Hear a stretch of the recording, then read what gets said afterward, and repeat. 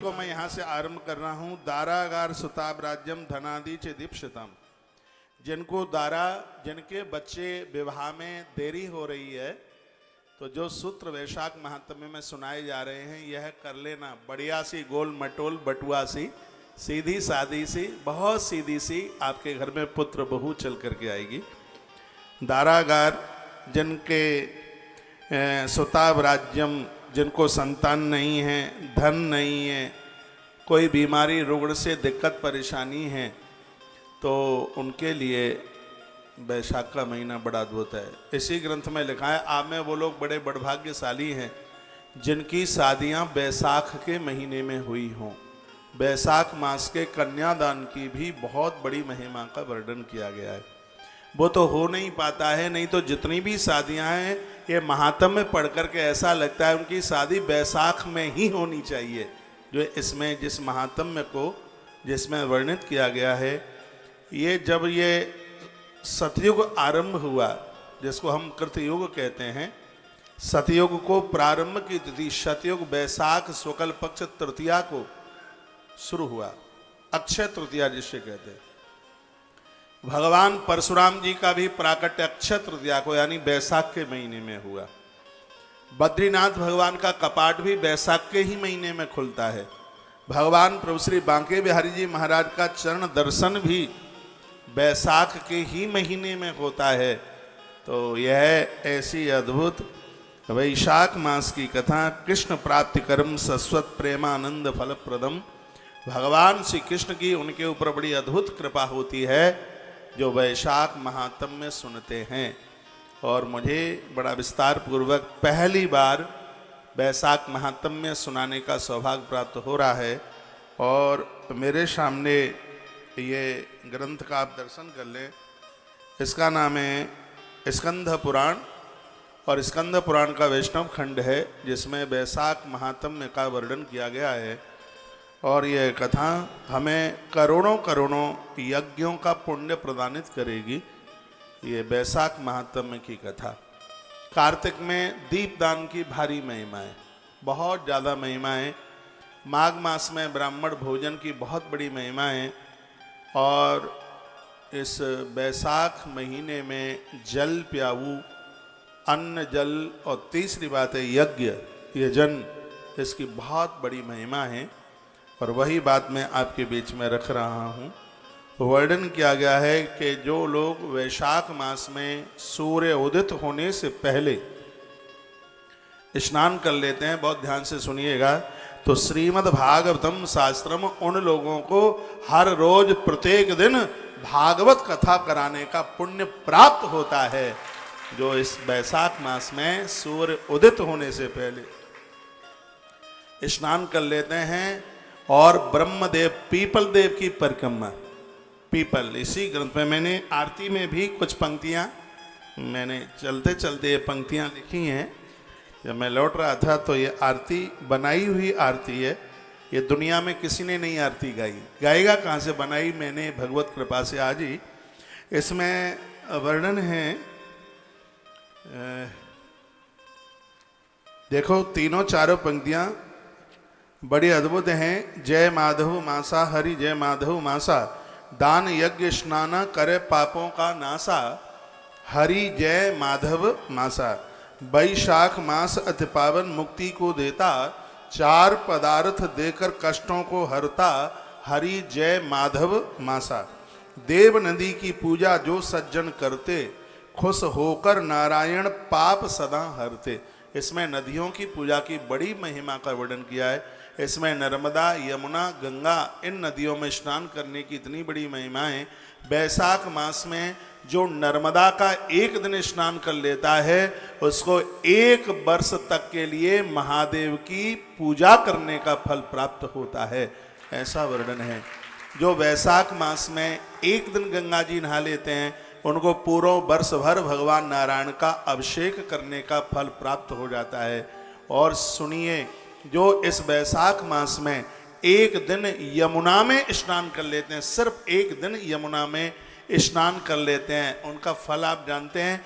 उन बहनों को जैसे भाई दौज के दिन आंगन में बिठा करके जो अपने भाई को भोजन करा के भाल के ऊपर तिलक टीका करके और अपने भाई की जो उम्र बढ़ाते हैं, ये मैं निवेदन करना चाहूँगा। वैशाख मास में सिर्फ एक दिन यमुना में स्नान करने से यमद्वितीया का फल प्राप्त हो जाता है।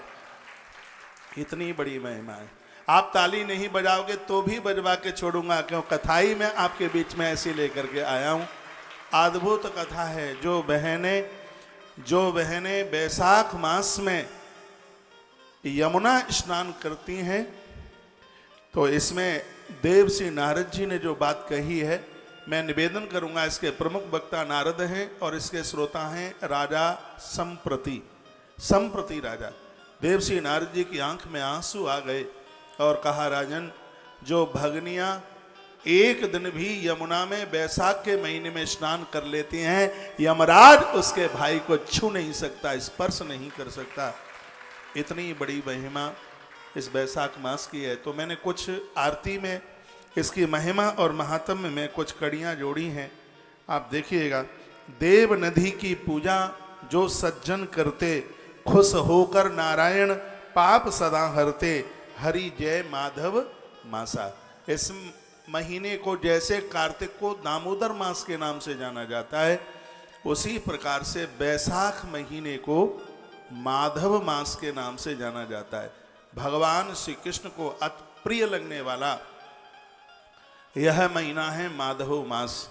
इस महीने में नदियों को पूजन करने का, उनको चुनरी मनोरथ का, उन्हें नारियल समर्पित करने का बहुत भारी महात्म्य है, बहुत भारी महिमा है।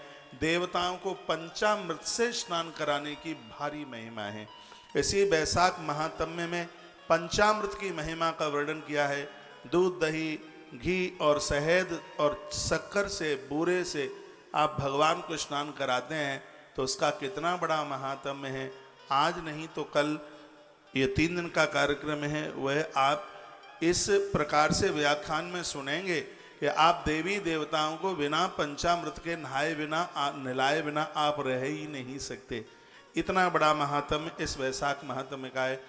वैशाख महात्म्य में घर की नींव रखने पर, गृह प्रवेश करने पर, बेटी का कन्यादान करने पर, गौदान करने पर, पीपल के वृक्ष की परिक्रमा लगाने पर कितनी बड़ी महिमा है, जिसमें तराजू नहीं लगाया जा सकता।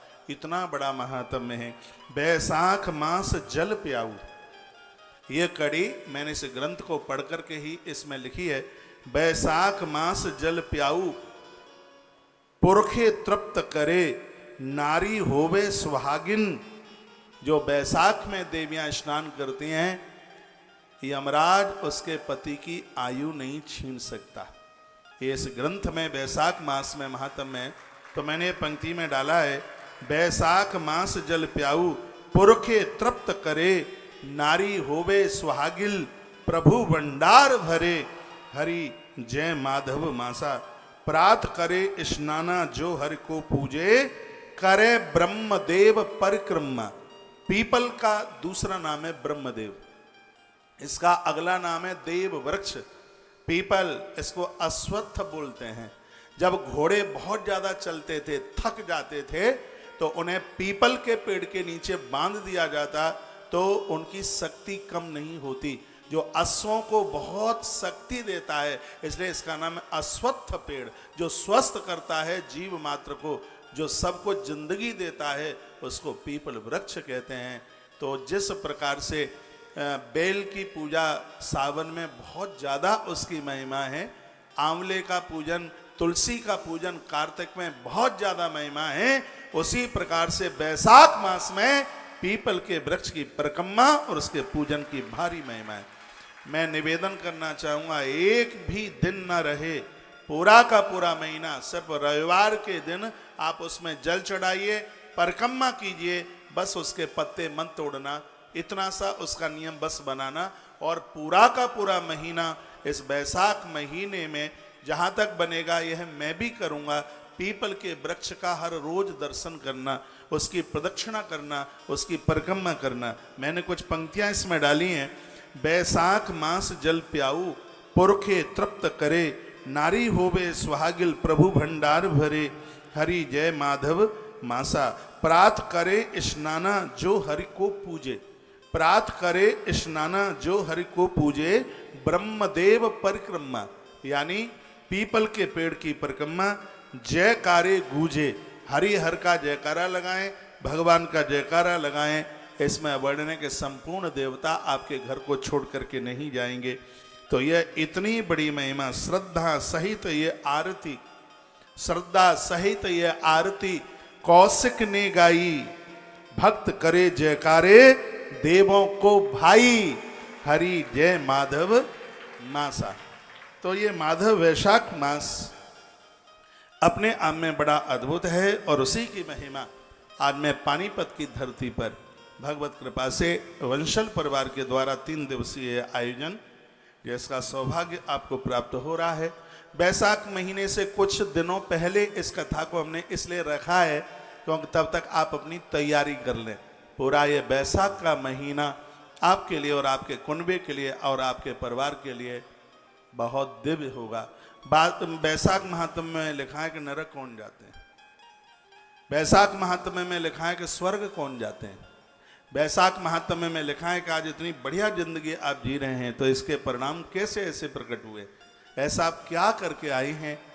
ये इस बैसाख मास के महात्म्य में, इसकी महिमा में इसका वर्णन किया गया है। आइए मैं इस महात्म्य को आगे की तरफ लेके चल रहा हूँ। काफ़ी लोग संस्कार टीवी के द्वारा, तुलसी तपोवन यूट्यूब चैनल के द्वारा इसको आप सुन रहे हैं।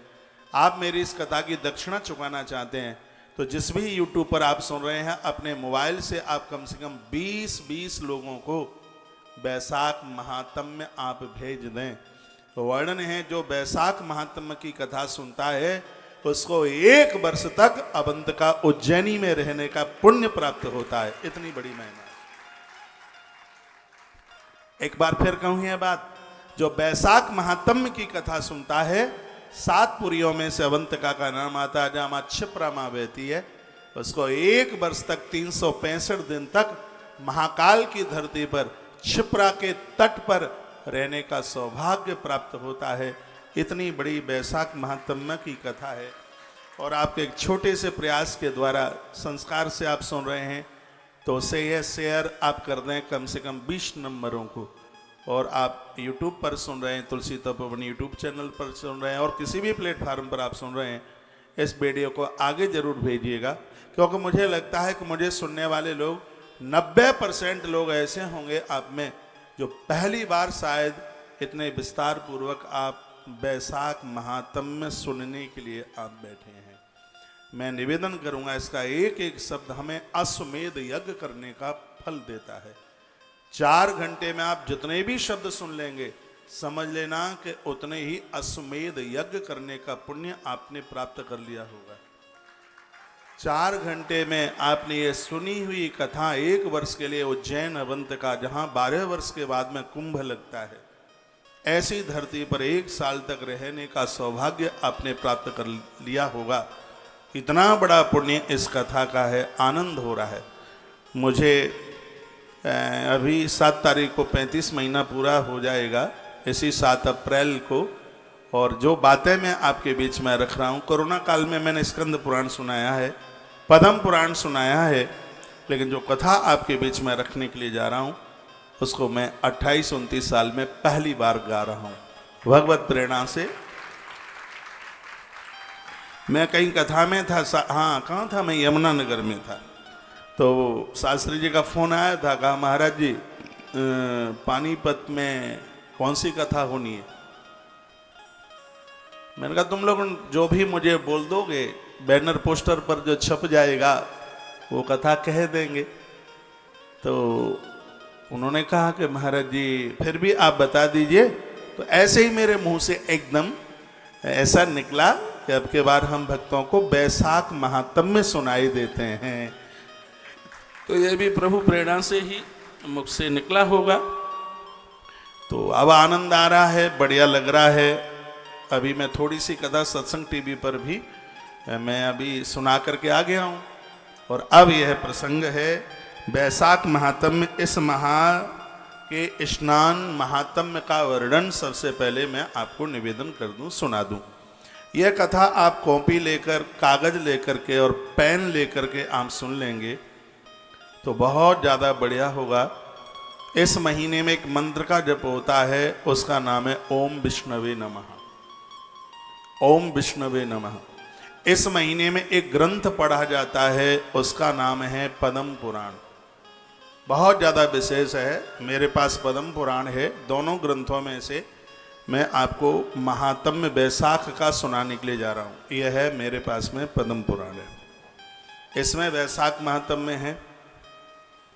स्कंध पुराण के वैष्णव खंड में वैशाख महात्म्य है और बड़ा अद्भुत है महात्म्य। तो इस वैशाख के महीने में संक्षिप्त ही पद्म पुराण आपको मिल जावे तो उसको पढ़ लें। इस महीने में स्कंध पुराण पढ़ने की बहुत बड़ी महिमा है। इस महीने में, जिस महीने की मैं आपसे चर्चा कर रहा हूं, इसमें गंगा महात्म्य सुनने की बहुत बड़ी महिमा है।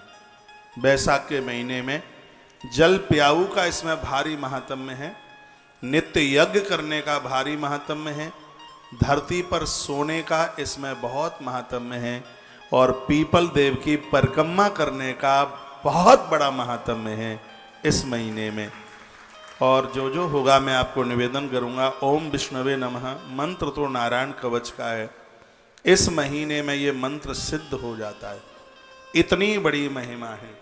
देवराज इंद्र से एक बार इतनी बड़ी गलती हो गई, जो गलती क्षमा करने के लायक नहीं थी, लेकिन वैशाख महात्म्य श्रवण करके देवराज इंद्र इतने बड़े पाप से मुक्त हो गए।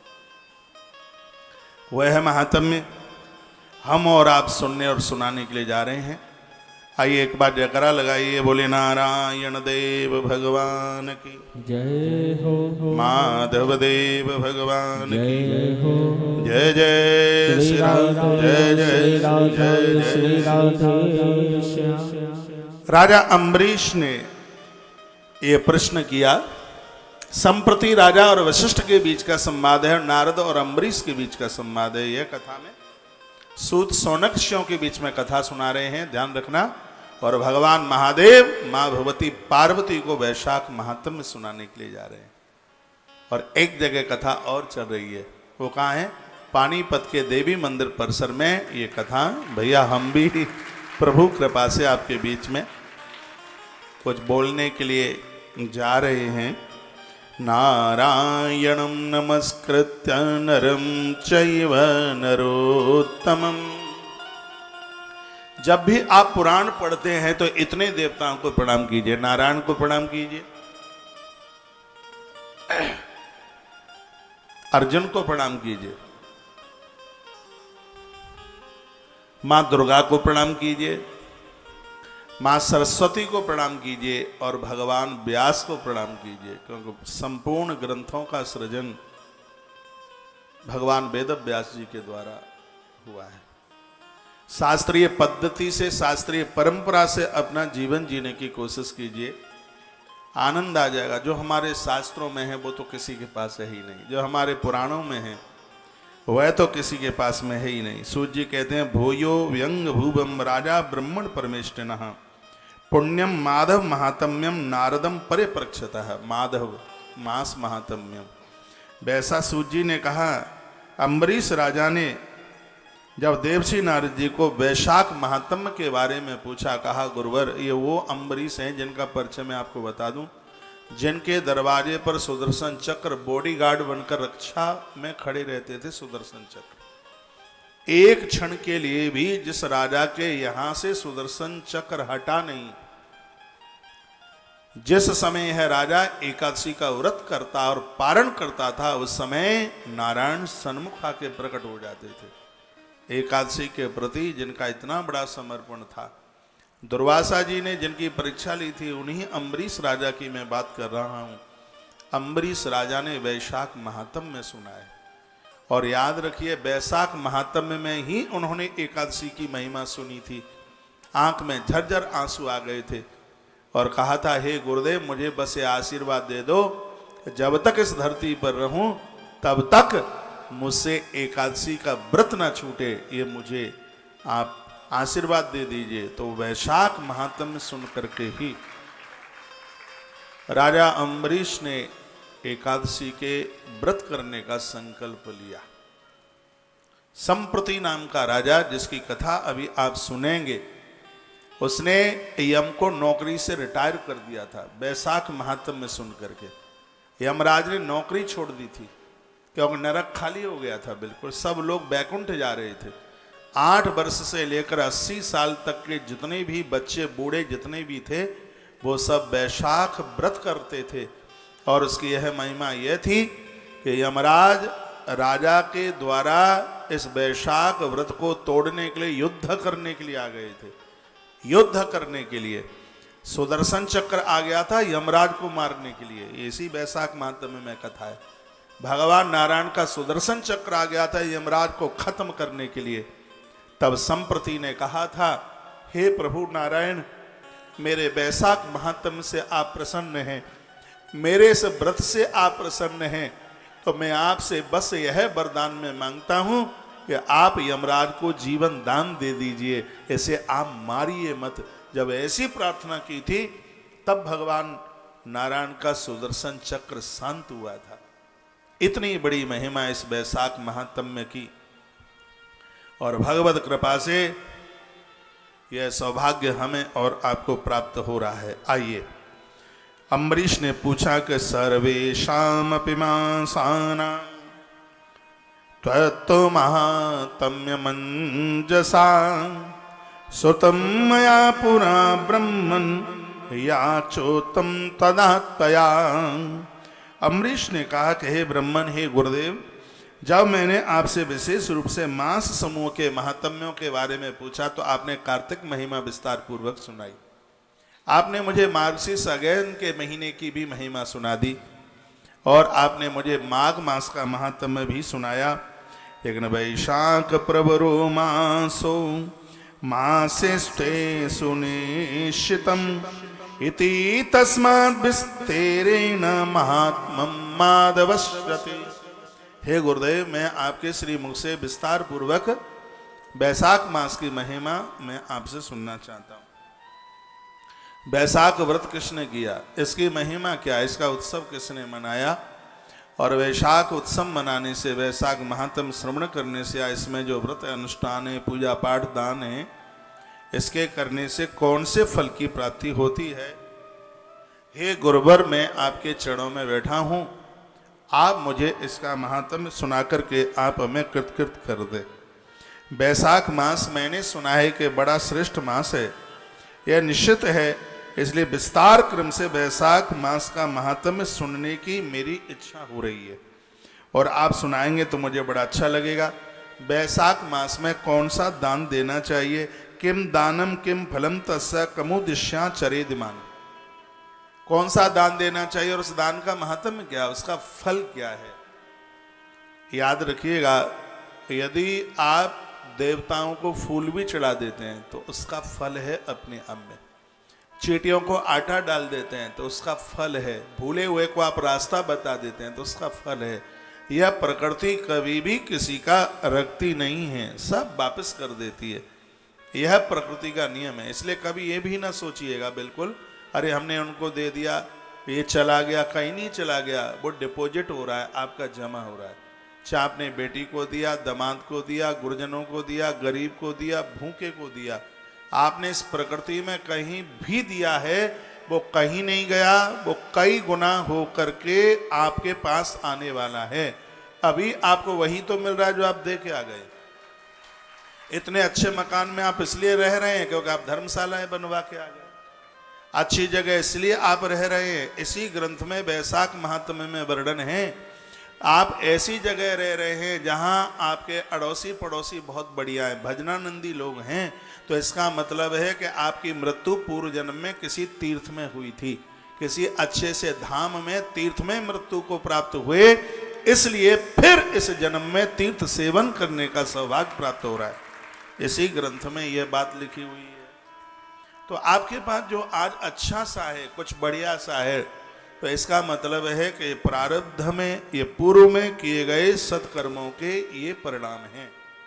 अच्छा बेटा आपके घर में, अच्छी पत्नी आपके घर में है, अच्छा पति आपके पास है, तो यह भी आप निश्चित रूप से समझिए कि पूर्व में आप इतना किसी मित्र की आपने उसकी ऐसे सहायता करी थी, किसी को आपने ऐसा माना और उसके लिए इतना बढ़िया बढ़िया आपने उसके लिए किया, वही व्यक्ति आपका बेटा बनकर वो आपके किए गए सत्कर्म के भार को उतारने के लिए तुम्हारे घर में पैदा हो गया।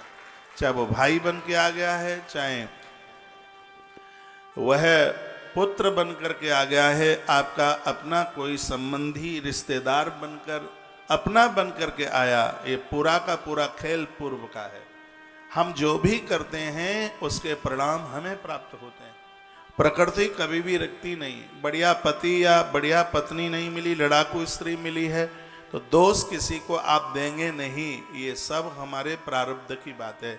इसलिए इस ग्रंथ में कहा गया है, देवर्षि नारद कहते हैं अम्बरीश, हम जो भी कुछ कर रहे हैं किसी के ऊपर ऐसा नहीं कर रहे हैं, स्वयं को कर रहे हैं।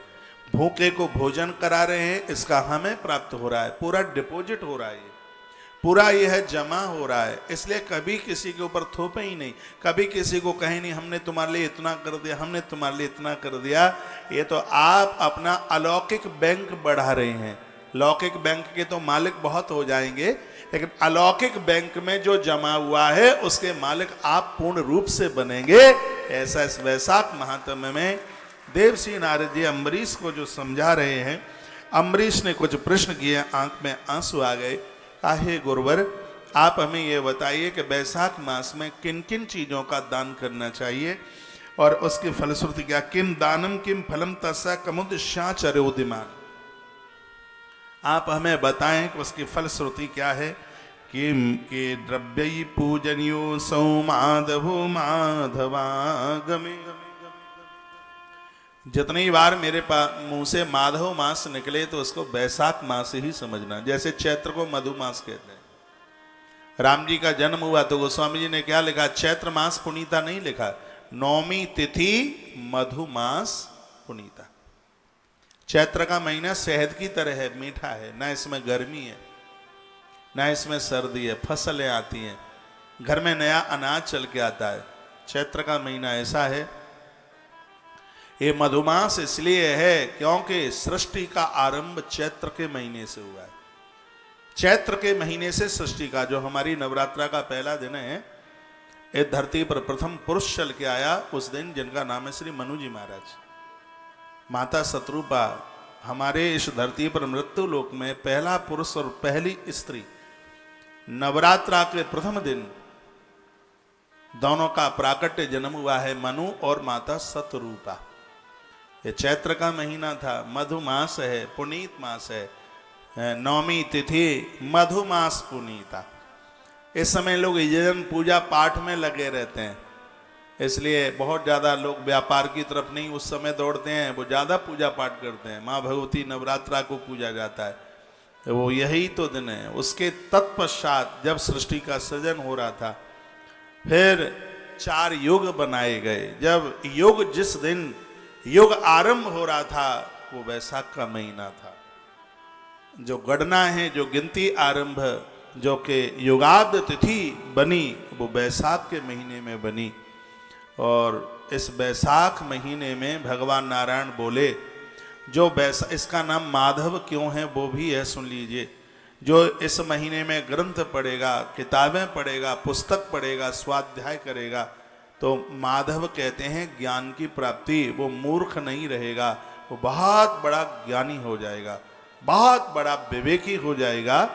माधव का अर्थ है ज्ञान की प्राप्ति, जो ज्ञान देने वाला है। भगवान श्री कृष्ण का नाम माधव है, इसलिए है क्योंकि वो ज्ञानी है, वो समझदार है, वो सजग हैं। तो इस महीने में नित्य ग्रंथ का पढ़ना बहुत ज़्यादा बढ़िया बताया गया है। तो कहा गया के द्रव्यम पूजनीयोसौ माधवो माधवागमे। इस माधव मास में कौन कौन सी वस्तुओं से भगवान की पूजा करें। राजा अम्बरीश पूछ रहे हैं, एतन नारद विस्तारतम महाश्रद्धावते बना। हे गुरुदेव देवर्षि नारद जी, ये सब बातें आप मुझे विशेष रूप से बताइए, विस्तार रूप से बताइए, इसमें कटौती न करें। तब देवर्षि नारद जी की वाणी खुलती है और वो क्या कहते हैं? वो कहते हैं, देवर्षि नारद जी कहते हैं कि मैंने पूर्व काल में अपने पिता विधाता ब्रह्मा जी से बैसाख मास की कथा सुनी, उसका महात्म्य सुना। हे राजन, वही कथा मैं आपको सुनाऊंगा। नारद कहते हैं कि ततो मासा विशेषयुक्ता कार्तिको माँ गए बचा। हे अम्बरीश, कार्तिक को और माघ को विशेष महीना कहा गया है, अगहन को विशेष महीना कहा गया है। माधवस्ते सुवैशाखम मासानामुत्तमभ्यदात्। हे अम्बरीश, जो बैसाख का महीना है, माधव मास है, यह उनसे भी अपने आप में ज़्यादा विशेष है, इसलिए तुम इसको सुनिएगा। मातेव सर्वजीवानां सदैवेष्ट प्रदायक दान यज्ञ व्रत स्नानि सर्व पाप विनाशिना। देवर्षि नारद जी कहते हैं बैसाख मास में दान, यज्ञ, व्रत और स्नान, 4 चीजें बड़ी प्रमुख हैं। आप लिख लें क्या कहा है? दान, यज्ञ, व्रत, स्नान। मैं आपको निवेदन करूंगा, और महीनों में आप एकादशी करते हैं कि नहीं करते आप जाने, इस बैसाख महीने में जितनी एकादशी पड़े और भी व्रत की तिथियां पड़ें तो इस महीने में आप जरूर कर लीजिएगा। लास्ट के जो 3 दिन हैं, त्रयोदशी, चतुर्दशी और पूर्णिमा, इसकी बहुत बड़ी महिमा है। आज नहीं तो कल इन तीनों तिथियों की महिमा आप सुनेंगे। एक बार मैं फिर आपको निवेदन करूंगा, बैसाख महीने में जो जो तिथियां पढ़ें उपवास की, व्रत की, उनको आप न छोड़िएगा, क्योंकि इसमें वर्णन है, इसमें लिखा गया है, बताया गया है कि इस महीने में दान, यज्ञ, व्रत, स्नानि सर्व पाप विनाशन। ब्रह्म हत्या जैसे महापातक के लिए 12 करोड़ गायत्री जप की जरूरत होती है। यदि किसी से ब्राह्मण की मृत्यु हो गई, यदि कोई ब्रह्म हत्यारा है, उस अपराध के प्रायश्चित के लिए 12 करोड़ गायत्री का जप चाहिए। सो एक जन्म में व्यक्ति कर नहीं सकता। लेकिन इसमें वर्णन है कि बैसाख के महीने में जिसने 4 काम कर लिए, दान, यज्ञ, व्रत और स्नान, दान, यज्ञ, व्रत और स्नान, तो ब्रह्म हत्या जैसे महापातकों से भी वो स्त्री पुरुष मुक्त हो जाते हैं, वो छूट जाते हैं। दान, यज्ञ, व्रत, स्नानि सर्व पाप विनाशिना। ये 4 काम ऐसे इस महीने के, दान, यज्ञ, व्रत और स्नान, ये चारों की 4 चीज सर्व पाप विनाशन। ये धरती पर ऐसा कोई बड़ा पाप नहीं है जो बैसाख का महीना जिससे मुक्त ना करा दे। आज ही मैंने कथा के आरंभ में बोला है, बैसाख के महीने में यदि कोई नर्मदा में, मैया नर्मदा में स्नान कर लेता है, एक बार स्नान कर लेता है, उसको 1 वर्ष भगवान महादेव की पूजा का फल प्राप्त हो जाता है। बैसाख के महीने में कोई गंगा में स्नान कर लेता है, 1 वर्ष के लिए उसे भगवान नारायण का पूजन करने का फल प्राप्त हो जाता है। अब आप विचार कीजिए कि महीना कितना अपने आप में पावन है। माघवस्तेषु वैशाखं मासानाम् उत्तमं व्यदात्। सभी महीनों में सर्वोच्च महीना इसको बताया गया। धर्म, यज्ञ, क्रिया सार, तपासार, सुरार्चना। एक व्रत होता है जिसका नाम है चंद्रायण व्रत। चंद्रायण जैसे महाव्रत को करने के लिए बैसाख का महीना बड़ा पावन है, बड़ा पुनीत है। चंद्रायण जैसा व्रत कोई करे, बेटी का कन्यादान करे, उसके लिए ये बैसाख का महीना बहुत देव है। विद्यानाम वेद वेदेव मंत्राणाम प्रणवो यथा। गुरु दीक्षा के लिए, विद्या पढ़ने के लिए, वेद पढ़ने के लिए बैसाख का महीना, इसलिए तो हम वेद की कथा कह रहे हैं बैसाख में। बैसाख में देखो लिखा है, विद्यानाम वेद वेदेव मंत्राणाम प्रणवो यथा। कोई अनुष्ठान करे तो उसका मंत्र सिद्ध हो जाएगा बैसाख के महीने में। गुरु दीक्षा उसकी सिद्ध हो जाएगी बैसाख के महीने में।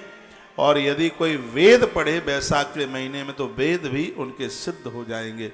वेदों के लिए बैसाख के महीने को बहुत विशेष माना गया है। यह देवर्षि नारद जी राजा अम्बरीश के माध्यम से बात हमें और आपको बता रहे हैं। एक बात मैं आपको निवेदन कर दूं, हम अभी 12 अप्रैल से लेकर 21 अप्रैल तक बैसाख महोत्सव मना रहे हैं वृंदावन में। यजुर्वेद की कथा करने को जा रहे हैं। ये श्लोक बोल रहा है कि वेद की बड़ी महिमा है इसमें। वेद उसे कहते हैं जो ब्रह्म से मिला दे, ईश्वर का आभास करा दे, अपौरुष है। किसी व्यक्ति मात्र ने वेद को नहीं लिखा, ये भगवान की श्वास से निकला है, जिसका एक एक सूत्र अद्भुत है। उसको करोड़ यज्ञ करने का फल प्राप्त होता है। जो वेद कथा सुनने का जो अधिकारी बना है, जिसको वेदों की कथा सुनने का सौभाग्य प्राप्त होता है, करोड़ यज्ञ का फल उन्हें प्राप्त होता है। वेद की इतनी बड़ी महिमा। बस यही विचार करके, नहीं तो कहाँ है मेरे पास में समय। समय होता तो पानीपत को 7 दिन नहीं दे देते। समय नहीं है, इसलिए तो 3 ही दिन में काम चला रहे हैं। फिर भी सब इधर उधर से टाइम खींच खांच करके और वृंदावन के लिए 9 से 10 दिन का समय रखा है। और आप सभी लोग सादर आमंत्रित हैं। बैसाख महोत्सव श्रीधाम वृंदावन तुलसी वन आश्रम आप पधारिएगा। जिनके पास समय हो रुकने के लिए वो रुकिएगा। जजमान बन करके कथा को सुनिएगा। जजमान बन करके इस बैसाख मास में इस वेद कथा को 10 दिन के अनुष्ठान में, जो वहाँ रह करके पूरा 10 दिन पूजा में वेदियों पर बैठकर आश्रम की तरफ से आवास की व्यवस्था, पूरी भोजन भंडारे की सब व्यवस्था, इसमें एसी कक्ष के साथ में 21,000 रुपये का सहयोग, कथा और रहना सब बिल्कुल एसी व्यवस्था में ये रखा गया है। नॉन एसी में 18,000 रुपये का उसमें सहयोग रखा गया है। और आप नहीं पहुंच पाते हैं और इस आयोजन का हिस्सा बन रहे हैं, मैं तो ये कहूँगा आपके पास व्यवस्था न हो तो भी मत चूकना। पहली बार बैसाख मास में और हम यजुर्वेद कथा का जजमान भक्तों को बना रहे हैं, जिसका सहयोग 5125 रुपये का सहयोग लेकर के, और इसमें हमने जजमान आज से बनाना आरंभ कर दिया है। और इसमें हम 108 जजमान बनाएंगे बैसाख महोत्सव में यजुर्वेद कथा के लिए। जो नहीं पहुंच सकते हैं, सिर्फ 5125 रुपये का सहयोग है उनके लिए। और जो वहां पहुंच करके जजमान बन करके इस आयोजन के हिस्सा बन रहे हैं, इस कथा को सुने, देखिए ये उत्सव कैसे मनता है। आप कहेंगे जीवन का आनंद आ गया। आप 70-80 साल के, 60 साल के हो गए होंगे, ऐसा उत्सव आपने देखा भी नहीं होगा, कल्पना भी नहीं की जा सकती। जैसा कि पहली बार मेरी ही लाइफ में पहली बार हो रहा है, हम बैसाख महा महोत्सव करने के लिए श्रीधाम वृंदावन में, और वो भी वेद कथा के साथ, वो भी यजुर्वेद के साथ यह अनुष्ठान होने के लिए जा रहा है। आप समय निकाल कर, टाइम निकाल करके पहुंचिए। नहीं आप पहुंच सकते हैं तो आप जजमान बनकर हमारे आचार्य विद्वान ब्राह्मणों के द्वारा अद्भुत वेदियों का बंधन पूजन, इसमें हरि और हर का जो अद्भुत जो अभिषेक है, इसमें यजन है, इसमें पुष्प अर्चन है, इसमें और भी ऐसी इसमें तमाम गतिविधियां हैं जिनके साथ में अनुष्ठान पूरा होगा। आश्रम के सभी नंबर चालू हैं। आश्रम के नंबरों पर कांटेक्ट करते हुए आश्रम में ये बोलना कि हमें बैसाख महा महोत्सव का जजमान बनना है। पहुंचते हैं तो भी बताइए, नहीं पहुंचते हैं तो भी उन्हें बता दीजिए। न पहुंचने पर सहयोग राशि 5125 रुपया है, और पहुंचने पर नॉन एसी व्यवस्था आपकी 18,000 रुपया है, और एसी संपूर्ण व्यवस्था उसमें 21,000 रुपये का सहयोग करके, और पूरे 10 दिन के अनुष्ठान के आप साक्षी बने। एक बार जयकारा लगाएंगे मेरे साथ? लगाएंगे? बोलिए बांके बिहारी लाल की जय हो, श्री हनुमान जी महाराज की जय हो, आज के आनंद की जय हो। जय जय श्री राधे जय जय। राधे, श्री राधे। और इस आयोजन में अब की बार प्रसाद कुछ अद्भुत प्रदानित करेंगे, और यह हमारा भाग्य है जिन चीज़ों की कभी कल्पना भी नहीं की गई। कितने घरों में शिवलिंग नर्मदेश्वर पहुंचाए गए, कितने आप में भी ऐसे कई श्रोता होंगे जिनके घर में आश्रम से नर्मदेश्वर गए हैं, आश्रम से सालराम भगवान गए हैं, मालाएं गई हैं रुद्राक्ष की, तुलसी की, कितने ग्रंथ गए, 18 पुराण घरों में पहुंचाए। आश्रम ने ऐसे अद्भुत काम किए हैं। अब के बार इस बैसाख महामहोत्सव में आप पहुंचेंगे तो वहीं से प्रदानित होगा प्रसाद, नहीं पहुंचेंगे तो उसको पहुंचाने की व्यवस्था की जाएगी। हमारा न्योता आप स्वीकार कर लें। आप जजमान नहीं बनते हैं तो भी आप पधारिएगा। यदि आप जजमान बन करके है पुण्य अर्जित आप कर रहे हैं तो इसका तो बहुत अनंत गुना फल हो जाता है। और आप जजमान बन करके इसके भागी बने। जजमान नहीं बन पा रहे हैं तो भी आप इस महामहोत्सव में, श्री धाम वृंदावन में बैसाख महामहोत्सव में आप जरूर पधारिएगा। इसकी बहुत बड़ी महिमा है। 10 दिन हम और आप पास ही पास होंगे, वार्ता होगी। कथा का टाइमिंग 9:30 से 1 बजे तक है। लाइव टेलीकास्ट 9:30 बजे शुरू होगा, 1 बजे कथा पूरी हो जाएगी। और उसके तत्पश्चात में कुछ पूजा का उपक्रम है, अभिषेक है, पूजन है, बहुत काम है। सुबह से लेकर के रात्रि तक का समय ऐसे ही निकल जाएगा।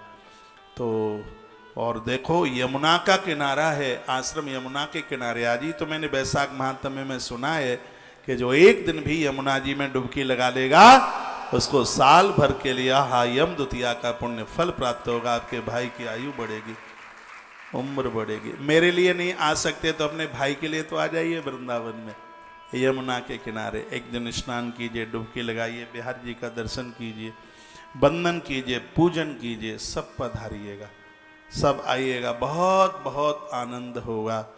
मैं देवी माँ के मंदिर में हूँ और मेरा मन नहीं मान रहा है। सिर्फ 2 पंक्तियाँ माँ के चरणों में समर्पित करता हुआ और मैं आगे के लिए बढ़ रहा हूँ कि मुझे ऐसा लग रहा है कि अनुष्ठान किया है। माँ तुम जा रही हो, मैं उन्हें बोल रहा हूँ माँ आज की रात और रुक जाइएगा ना। जैसे अपना कोई रिश्तेदार आ जाता है तो उसे मना के कहते हैं नहीं साहब आज और रुक जाइए, फूफा जी आज रुक जाओ ना, मौसा जी आज रुक जाओ ना। बहन के पति को भी बोल देते हैं जीजू आज रुक जाइए ना, कल चले जाइए, आज रुक जाइए। हम अपनी माँ को भी बोले देते हैं हे माँ आज रुक जाइए, आपसे हमारी प्रार्थना है, आपके चरणों में वंदन है, आपके चरणों में प्रणाम है। एक बार जयकरा लगाइए, बोल भक्त वत्सल भगवान की जय हो, सांचे दरबार की जय हो, आज के आनंद की जय हो। कहीं चले नहीं जाइएगा, 5 बजे तक कथा चलेगी। और हल्ला बोल, अभी तो मैंने ठीक से शुरू भी नहीं किए। देखिए कथा में कितना आनंद होता है। परिसर में पहुंचकर कथा सुनिए। स्वर दीजिए।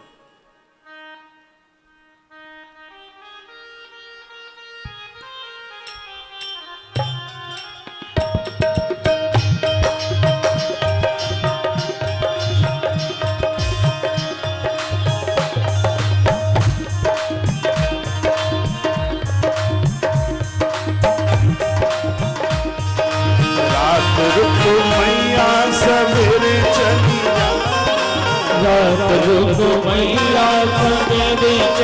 जाना, रात रुको मैया सवेरे चली जाना। अभी हमने जी भर के देखा नहीं, अभी हमने जी भर के देखा नहीं। रात रुको मैया सवेरे चली जाना, रात रुको मैया सवेरे चली जाना। अभी हमने जी भर के देखा नहीं, अभी हमने जी भर के देखा नहीं।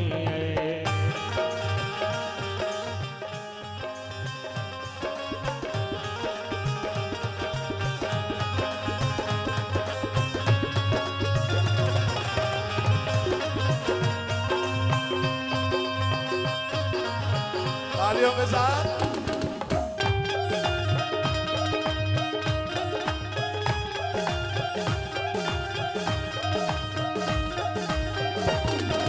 दौड़ी दौड़ी जाओ मैं सोनार की दुकान में, दौड़ी दौड़ी जाओ मैं सोनार की दुकान में।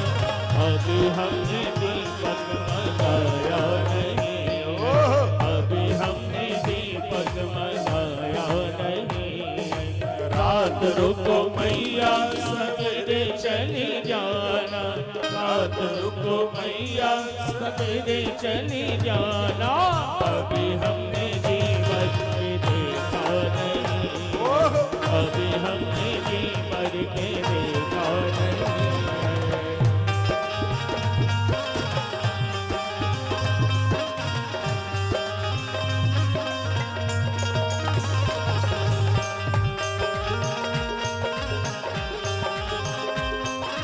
जय हो।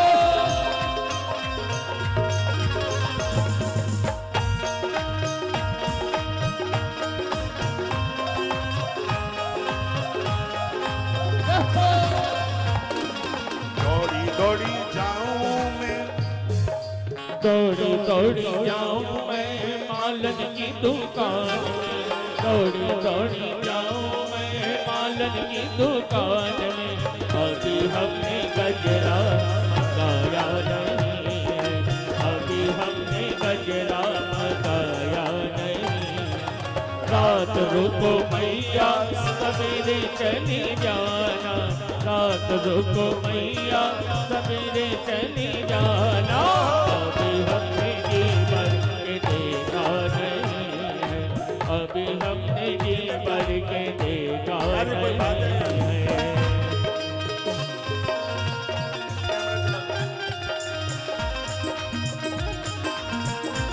अंदर को बुला बैठो।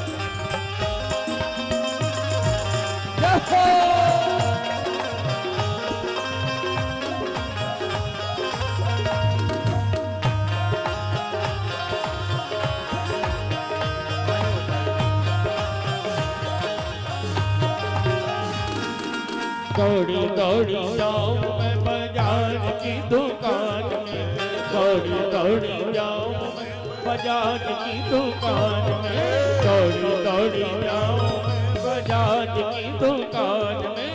अभी हमने चूनर मंगाया नहीं है, अभी हमने चूनर मंगाया नहीं है। रात रुको मैया सवेरे चली जाना, रात रुको मैया सवेरे चली जाना।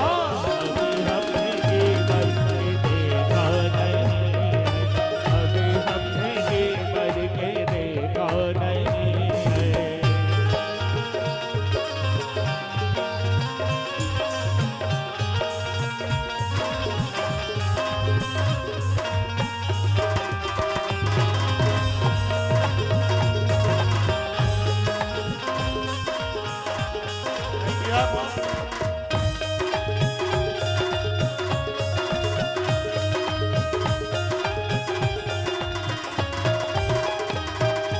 दौड़ी दौड़ी जाऊं मैं हलवाई की दुकान में, दौड़ी दौड़ी जाऊं मैं हलवाई की दुकान में। अभी हमने भोग मंगाया नहीं है, अभी हमने भोग मंगाया नहीं है।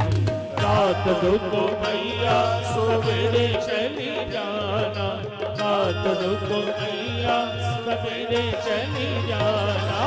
अभी हमने जी भर के देखा नहीं है, अभी हमने जी भर के देखा नहीं है।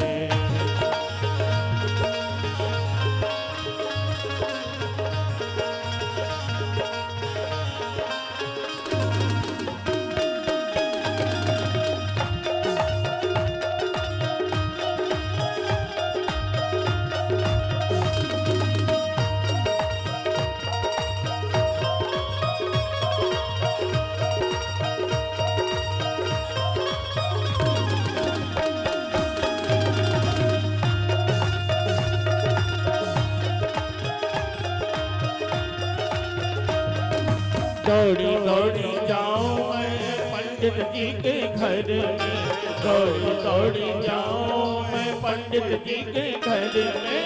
अभी हमने वेद सुनाया नहीं है, अभी हमने वेद सुनाया नहीं है। रात रुको मैया सवेरे चली जाना, रात रुको मैया सवेरे चली जाना। अभी हमने जी भर के देखा नहीं है, अभी हमने जी भर के देखा नहीं है। जय हो।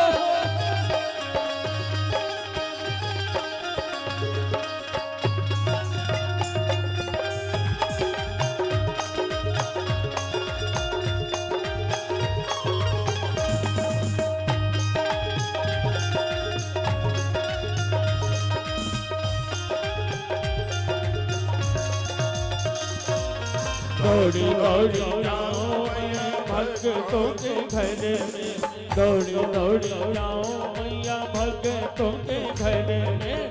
अभी हमने भजन सुनाया नहीं है, अभी हमने भजन सुनाया नहीं है। रात रुको मैया सवेरे चली जाना, रात रुको मैया सवेरे चली जाना। अभी हमने जी भर के देखा नहीं है, अभी हमने जी भर के देखा नहीं है। रात रुको मैया सवेरे चली जाना, रात रुको मैया सवेरे चली जाना। अभी हमने जी भर के देखा नहीं है, अभी हमने जी भर के देखा नहीं है।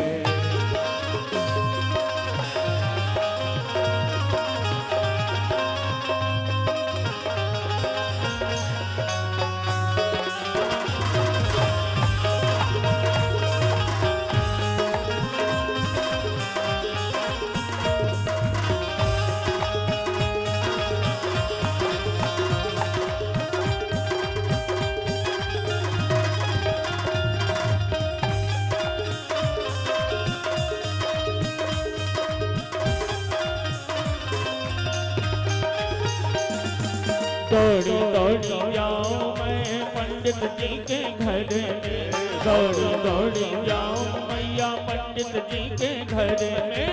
अभी हमने वेद सुनाया नहीं, अभी हमने वेद सुनाया नहीं है। रात रुको मैया सवेरे चली जाना, रात रुको मैया सवेरे चली जाना। अभी हमने जी भर के देखा नहीं है, अभी हमने जी भर के देखा नहीं। रात रुको मैया सवेरे चली जाना, रात रुको मैया सवेरे चली जाना।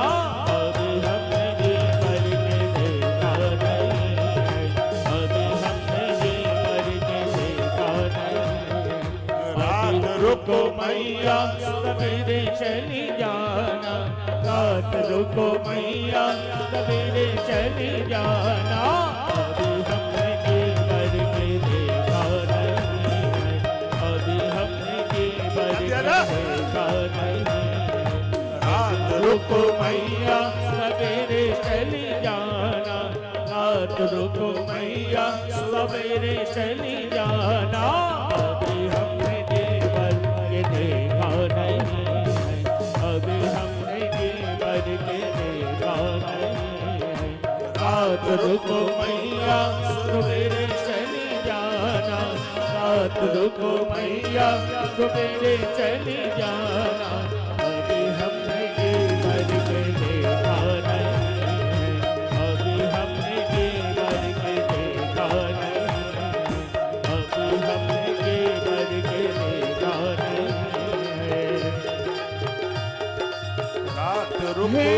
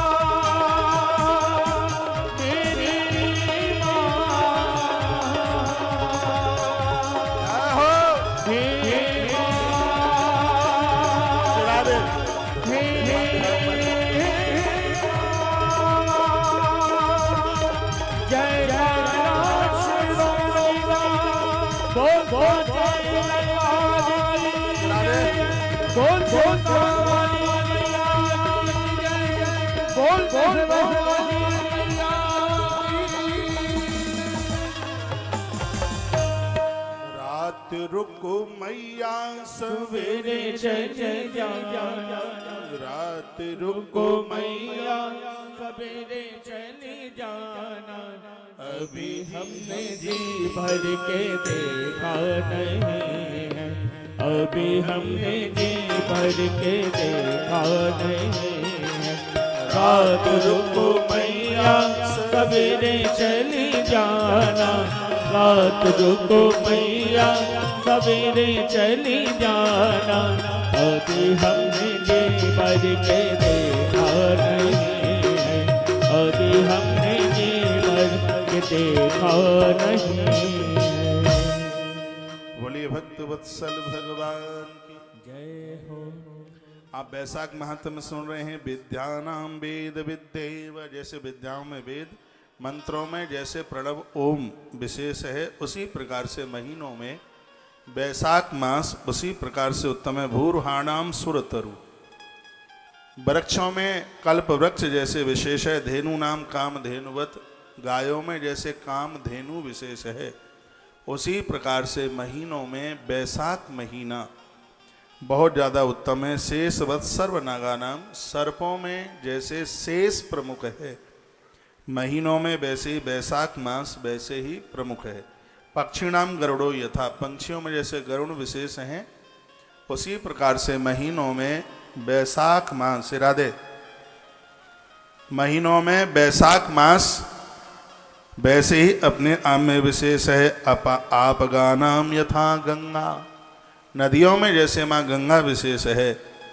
और तेज सातुम रविर यथा, प्रकाश में तेज में जैसे सूर्य विशेष हैं, उसी प्रकार से महीनों में बैसाख मास अति विशेष है।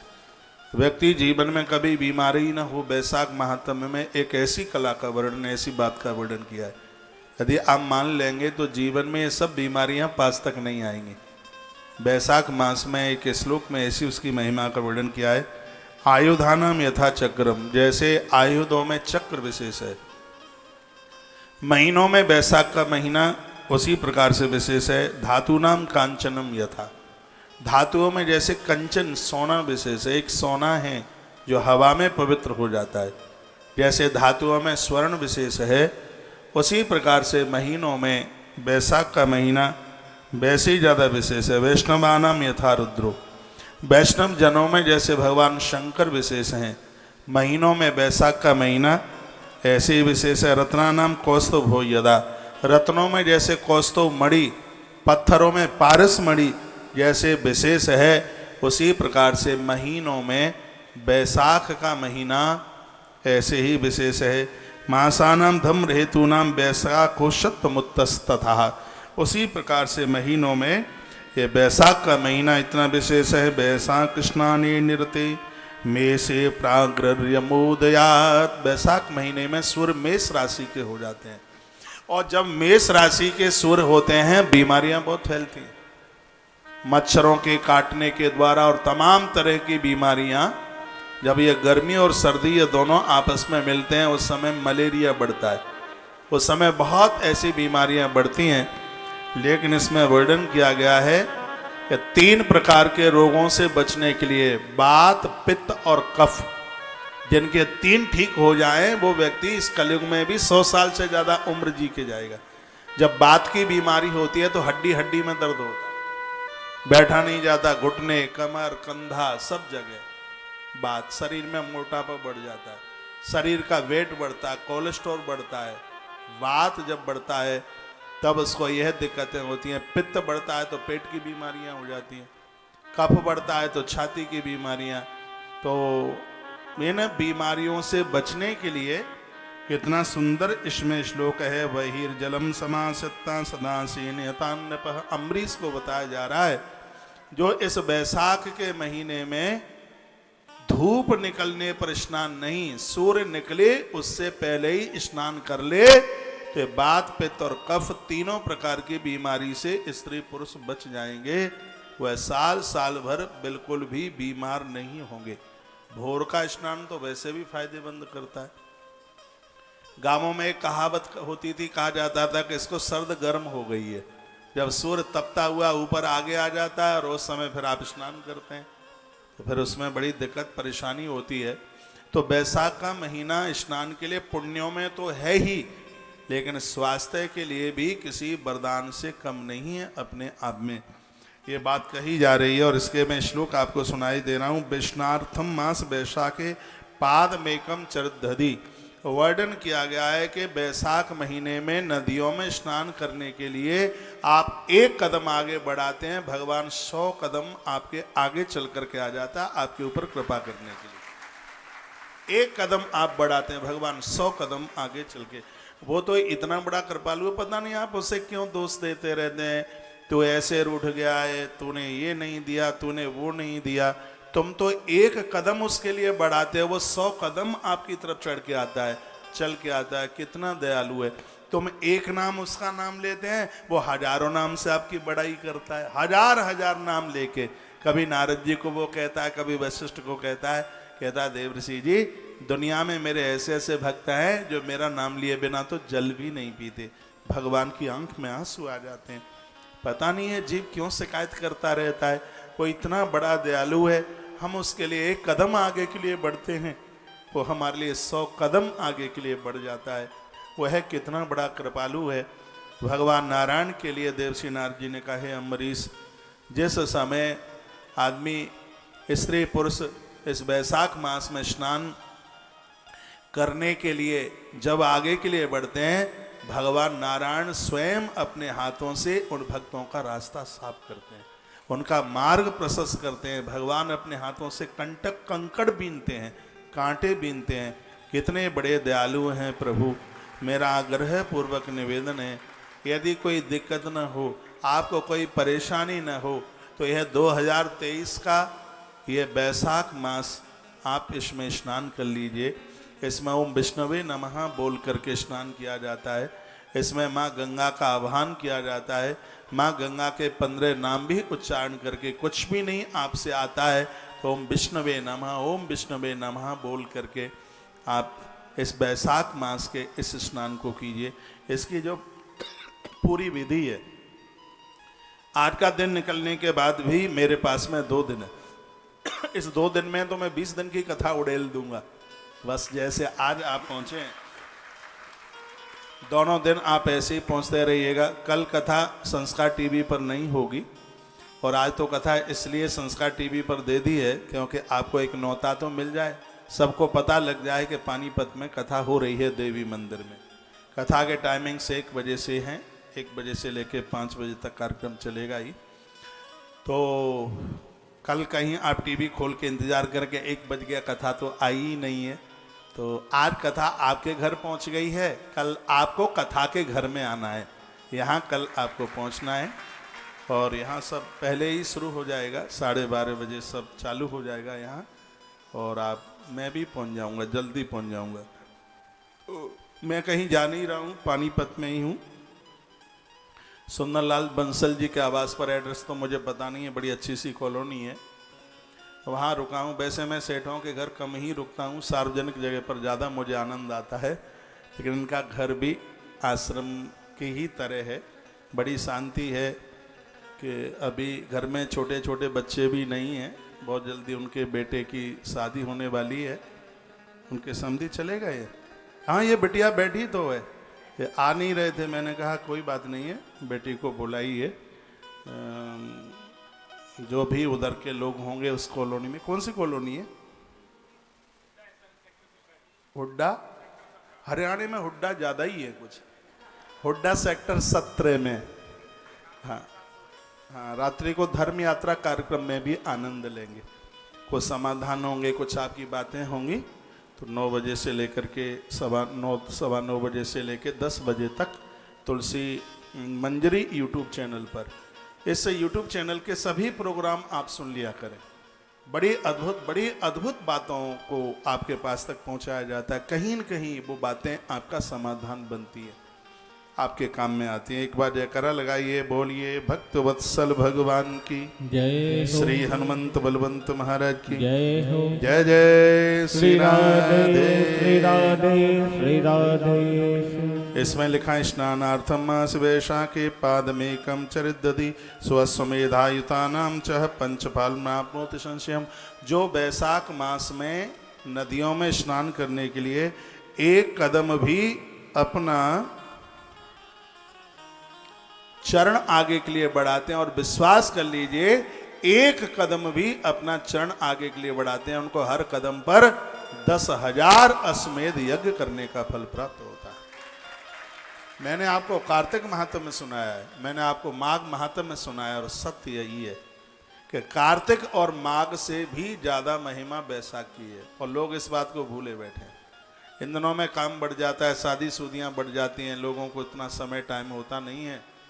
तो हम जैसे लोगों को भगवान ने भेजा है कि चल बेटा और लोगों को यह बात बता जो भूले हुए हैं। बैसाख मास, पंजाब में तो बैसाखी मनाई जाती है पंजाब में।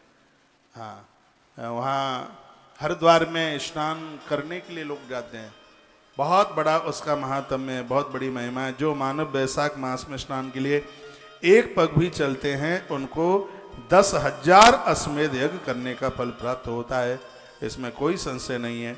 यदि कुटिल बुद्धि वाला मनुष्य भी मन ही मन बैसाख मास में मन से भी, वो गंगा के किनारे नहीं है लेकिन मन से गंगा स्नान कर लेता है, उसको भी फल मिल जाता है, उसे भी सैकड़ों यज्ञ करने का फल प्राप्त होता है, इसमें बिल्कुल भी संशय वाली बात नहीं है। जो मनुष्य प्रातः स्नानार्थ सुबह ही सुबह भोर में जल्दी स्नान कर लेता है, धरती माता के लिए उसके पांव फूल की तरह हो जाते हैं। माँ उसको सब कुछ दे देती है, किसी भी प्रकार की कमी नहीं रहने देती। बैसाख के महीने में जो सूर्य उदय से पहले स्नान करते हैं, एक बड़ी अद्भुत बात इसमें कही गई है जिसको पढ़ कर के मुझे बड़ा आनंद हो गया है। उनकी मृत्यु ऐसी जगह पर कहीं नहीं होती जिनका अंतिम संस्कार करने के लिए कुटुंबी जन नहीं होते, परिवार के जन नहीं होते। इसमें वर्णन है सनातन संस्कृति में अर्थी में अग्नि दहन किया जाए तो उसका बहुत बड़ा फल है। कोरोना की बीमारी में उनके घर के लोगों को उनका पार्थिव शरीर नहीं मिला, अग्नि दहन नहीं हुआ।